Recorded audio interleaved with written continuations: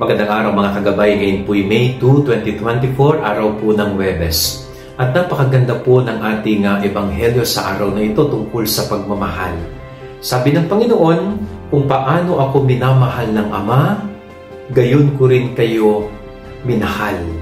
No, sinasabi ni Jesus na yung pagmamahal na tinatanggap niya sa kanyang Amang nasa langit ay ibinabahagi niya sa atin.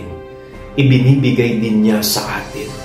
Yung pag-ibig ng Ama sa Kanya bilang Kanyang bugtong na anak ay siya ring pag-ibig na ibinibigay sa atin ng Panginoon bilang Kanyang mga kapatid. Ibinabahagi ang pagmamahal. Ito po'y napakagandang paalala. Yung pagmamahal din na tinatanggap natin kay Jesus, alam din ba nating i-share sa ating kapwa-tao? Alam din ba nating ibahagi yung pag-ibig na tinatanggap natin sa ating Panginoon?